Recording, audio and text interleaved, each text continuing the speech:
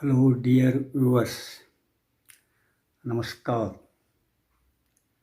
Welcome to Moksha Media. By the by, I am Moksha Hiremat. Kannada language belongs to Dravidian language family.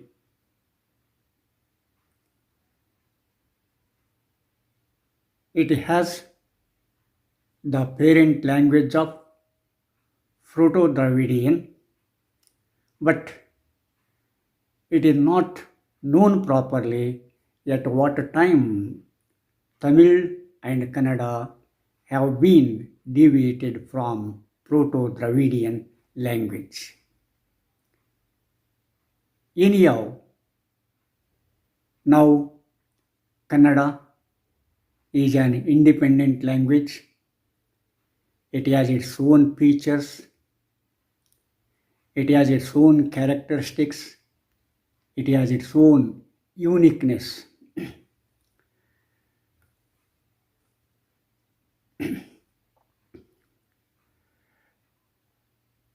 It has the history of 2500 years or more.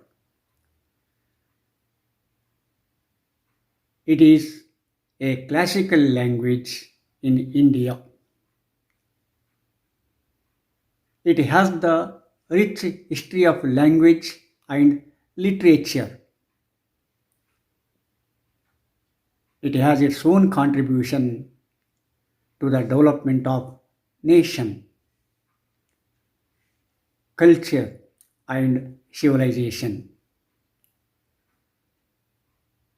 Kannada language and literature has its own saying in the history of Indian languages in particular and the history of world languages in general.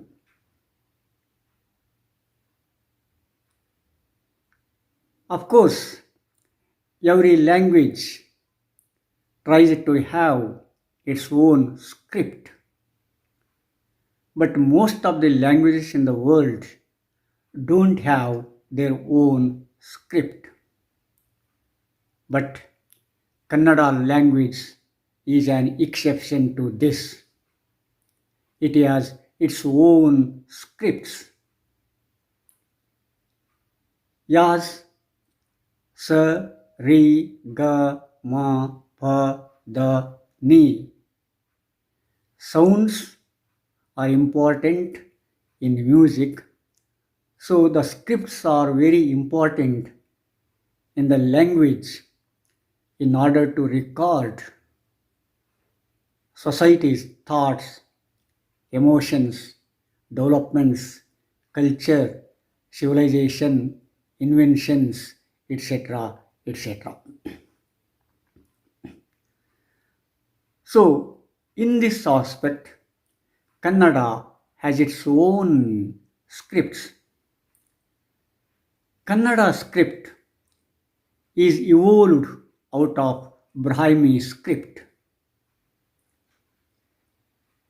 Of course, Brahmi script is widely used before common era of 3rd and 4th century. It has gained its popularity in the reign of the Emperor Ashoka. From that time onwards, most of the languages in India have used that Brahmi script. Brahmi is the script, but it doesn't have the spoken form of the language. It has only the written form. It is a uniqueness of Brahmi script. Pali and Prakrit languages used Brahmi script to record the rock edit, to record something on the rocks. Of course, in those days, those rock edicts are very popular, and that Brahmi script is used in the Pali language and Prakrit language to record those things. Of course, it is an exception. If a language has a spoken form, generally it would have a written form. But here, Brahmi script is an exception. It has the written script, but it doesn't have the spoken form. Anyhow, Kannada script is evolved out of Brahmi script. From that time onwards, Kannada script is changed so many times. Kannada has its own alphabet. Of course, in order to record the sound of a particular language, the script is necessary. That script contains a group of letters. Those group of letters represent particular sounds of that language, and those group of letters representing the sound of that language are considered as alphabet of that language. Generally, every language, that is, the evolved language, has its own script, has its own alphabet. That alphabet represents letters. Letters indicate the sounds. Sounds, when get together,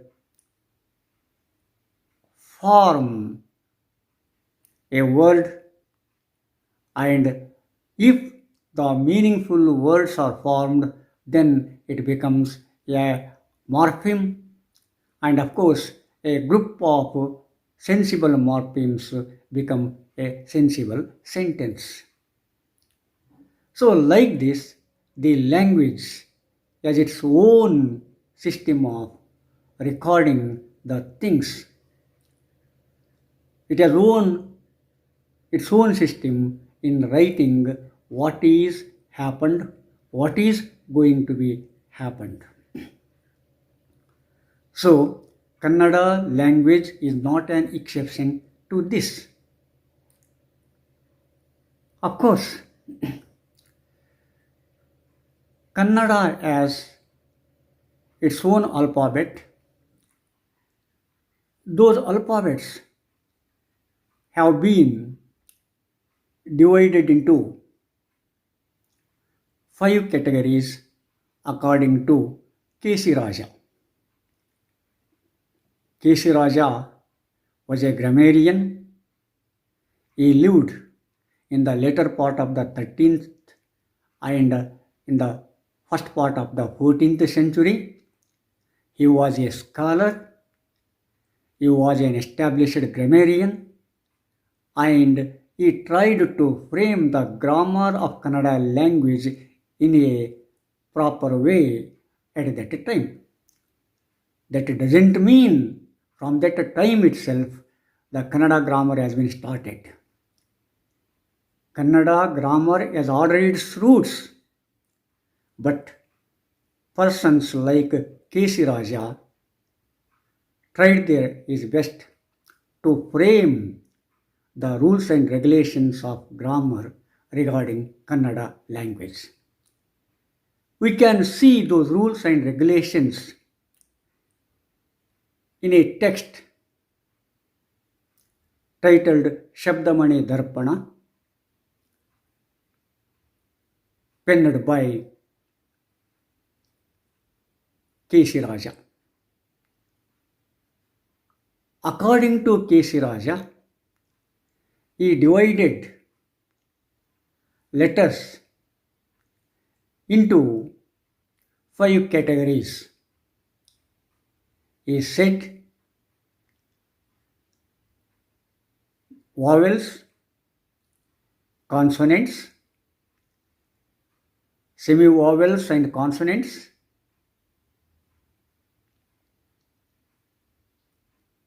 and original Kannada letters, and of course, among the consonants, he divided it into 2, that is the structured and unstructured. So, voices, structured consonants, unstructured consonants, semi-consonant and semi-vowels, and original Kannada letters. Like this, he classified Kannada languages alphabet into 5 categories. Vowel is an independent sound. When you produce a vowel, its way is not abstracted. It is freely formed and it is freely produced. So, the sound which is produced freely without any abstraction is called as a vowel. Kannada language has 14 vowels, but it has actually taken into consideration 13 vowels. Those vowels are started from A to O. They are A, E, U, A, I, O, O. Of course, Ru are also there, but Ru is not used that much. That is why that Ru is left out. If you take into consideration Ru and Ru, automatically it becomes 14, but Ru is left out, so it becomes 13. These vowels are again divided into 4 types. They are short vowels, long vowels, pluthas, and conjunct vowels. Short vowels are pronounced in a short moment. They are A, E, U, A, O. And long vowels are pronounced in a bit long moment, and of course, as they are pronounced to a little extent long, so they have said long vowels. They are A,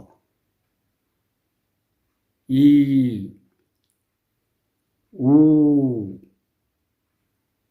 O,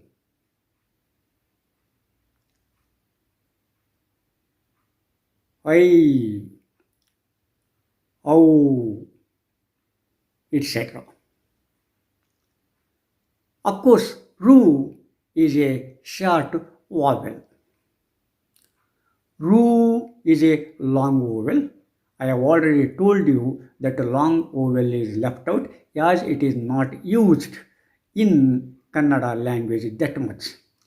It is used at its best in Sanskrit language. Anyhow, this rule has been taken from that Sanskrit language. That pluth is also a type of vowel, but in order to pronounce that pluth vowel, it takes more than 2 moments. It takes it takes more seconds. For example, roo. But anyhow, due to the archaic use, that pluth vowel is not considered nowadays. And then conjunct vowels. For example, I and ow are considered as conjunct vowels. So, like this, linguists classify vowels into these 4 types. Then let us see the consonants. Consonants are also divided into 2 categories. They are structured consonants and unstructured consonants.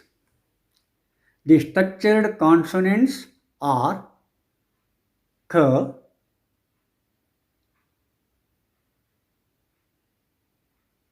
ch, t, t, p. They are grouped into as ka, cha, ta, ta, pa or ga, ja, da, da, ba, etc.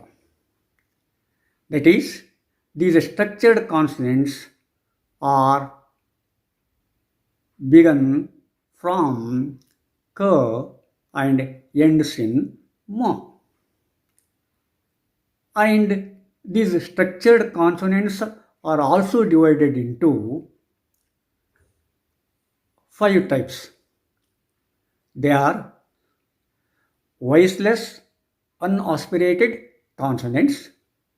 For example, k, cha, t, t, p. And voiceless aspirated consonants. For example, k,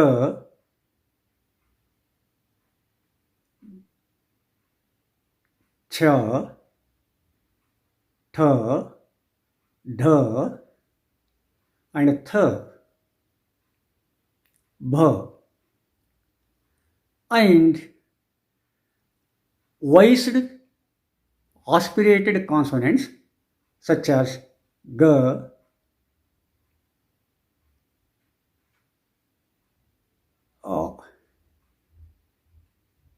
j,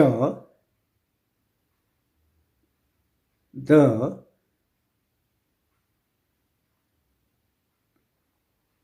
and etc. Then voiced aspirated consonants are g, j, ध, bh, etc. Then nasal consonants are ya, ya, na, na, and ma. Like this, structured consonants have been classified into types 5 types such as voiceless, unaspirated consonants, voiceless aspirated consonants, voiced unaspirated consonants, voiced aspirated consonants, and nasals. Then we can see the unstructured consonants. They are ya, ra, la, wa, sh, sha, sa, ha, la. Of course, ksha, gna are also inserted, but actually they are not considered. That is why linguists, especially traditional grammarians, say there are only 9 unstructured consonants. But if we consider ksha and gna, automatically it becomes 11. Then there are semi-consonant semi-vowels, that is yoga vahagalu. These yoga vahagalu are divided into 4 types. They are anuswara, visarga, jivhamula, upadmaniya. That anuswara is a bindu. Of course, that visarga have the symbol of colon dots. Then upadmaniya is a kind of 2 dots, and jivamula is a tongue-based sound. But that anuswara and visarga are popular, so jivamula and upadmaniya are not used that much. They have the archaic use. That is why jivamula and upadmaniya have been left out. So like this, and another one is there, that is the country letters or original Kannada letters such as R and L, curly R and L. Especially these are used in old Kannada language. But nowadays they are not used. That is why they are left out. So like this, K.C. Raja classified alphabet into 5 types. Originally, there were 33 letters, but K.C. Raja expanded them to the 57 letters. The voiced unaspirated and voiced aspirated consonants are not there in a Dravidian language, and Kannada is not an exception to this. And for example, these voiced unaspirated and voiced aspirated consonants are not there in Tamil and Malayalam languages. We say Ganapati in Kannada language, but in Tamil they say Kanapati or Ganapati, because there G is not there. K is there. K is original Dravidian letter. That is why that Tamil and Malayalam language have retained that K original, but Kannada and Telugu languages have been inserted those voiced unaspirated and voiced aspirated consonants into their languages. They are taken from Sanskrit. Of course, at what time they have been borrowed from Sanskrit, we don't know. But now they are the part and parcel of Kannada language. Anyhow, as the time goes on and on, the Kannada alphabet have been changed. I have already told you, originally there were 33 alphabet. K.C. Raja extended it to 57 and others brought it to 47, and now we say it is 49, and of course if we add other 2 letters it would become 51. So like this, the alphabet have been changed on and on. And of course, we can see these changes if you open the pages of script history, which is not that much written. If we write the history of script language, history of script of a particular language, the things would have been completely different. But we have the history of literature, we have the history of language, but we don't have the history of script. So anyhow, there are some problems due to that. The history of script is not that much of popular, is not that much of tried. But that means there are some people who tried their best, but yet to be invented more and more. So like this, we have these alphabets. Now we have 49 plus 2, that is 13 vowels, 25 structured consonants, 9 unstructured consonants, and 2 F and Z. That is, these are not there. Z is there in Indo-European language and F is there in Arabic language. We don't have the sound of Z and F. If we add these two sounds to Kannada language, automatically it would become 51. Now, most of us use 51 sounds. Of course, these sounds have the kagunita, that is the digraph. So, these digraph have produced so many types of sounds. Whatever sound we pronounce, whatever sound we produce, that symbol, that letter is there in that digraph, that letter is there in that kagunita. Kagunita is again divided into two, that is homogeneous and heterogeneous.